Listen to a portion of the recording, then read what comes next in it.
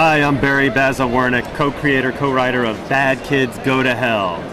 And here's Sweet Dan Sweet with another comic book review. Just what the world needs. Another comic review. Hey kids, how you doing? Comic Book Man here. Welcome to the Video Outhouse. Sweet Dan Sweet is with me over here. Needs no introduction. And that means it's review time here at the Outhouse. Now, you can read all of Dan's reviews on the store's website, www.myalternatereality.com. Be sure to stop off and read them, or, I haven't done it yet, but I will be, maybe by the time you watch this, see his reviews on the same page with his reviews. Promises. This right here. I'm getting there. Read and watch me at the same time? I'm most of the newses are done with like that Madness, already. I tell you. Most of the newses are done like that already. I'm not sure I haven't all got the the ladies review can page take yet. it. I got to restructure the review page a little bit. That's the reason I've waited for that. Anyway, you don't care about that. Anyway, first up, you're reviewing Batgirl #1. Yeah, this is actually a surprise because And I hear the art is garbage. No. The artist is Lee Garbett. Oh, it's not garbage. garbage. Oh, okay. Here's the thing: there was Lee Garbage. there was a lot of mystery surrounding this book coming out of Battle for the Cowl. Everybody was kind of confused as to whether or not they were going to return Barbara Gordon to the role of Batgirl, or if Cassandra Cain was going to maintain her position. What you got was neither column A nor column B, but rather a third option that saw Don't spoil it.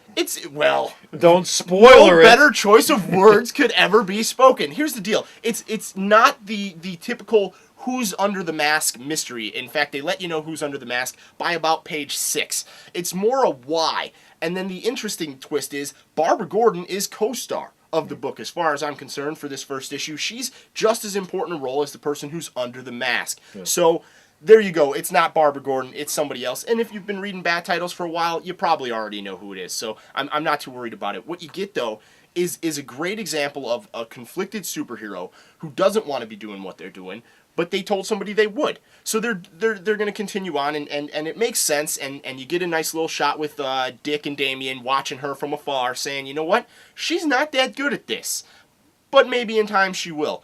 And I really thought that Brian Q. Miller, who writes for Smallville, I'm told, 5 seconds ago by Bo, right before we started, he really brought that flair. It felt like you were watching a show when you were reading it. There wasn't too much exposition. There wasn't too much action. There was a right combination of the both. There was a really cool take on drag racing at the very beginning that would only exist in Gotham City that I don't want to get into. But definitely, pick this up. You're not going to be missing out on anything. It's got a Phil Noto cover, everybody. Phil Noto is awesome. Yeah, I like it. Get it now. So you find out who this person is in the third page, huh? Sixth page. But Sixth page. It's less of a Red Hulk. Who is it? Who is the Red Hulk? I think it's Jeff Loeb. But it's more of a why are they doing it, and that's infinitely more interesting than trying to make 6 issues of a mystery of who's underneath the mask. I think the drive for the character is what's going to set this story apart from a lot of the other stuff. Okay, next up is a phone book. The last phone book of the year. The Daredevil 500 phone book, which shipped last week.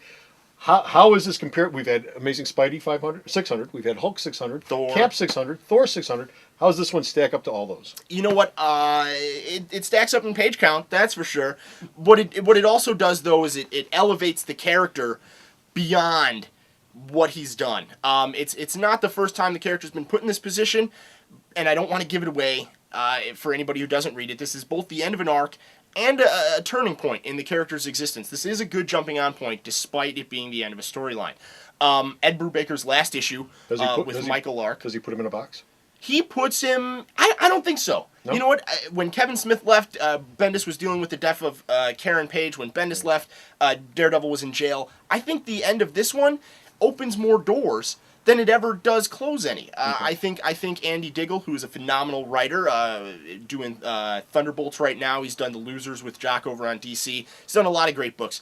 I think he's going to be able to take this book in a different direction, and it's really going to take Daredevil to a new level. He's been on the outskirts of the Marvel Universe, which is where the character works the best. He's not going to throw down with Ares or Thor or anything like that. But he does exist on that fringe where he's in with the superheroes, but he's also in that grim and gritty Punisher category.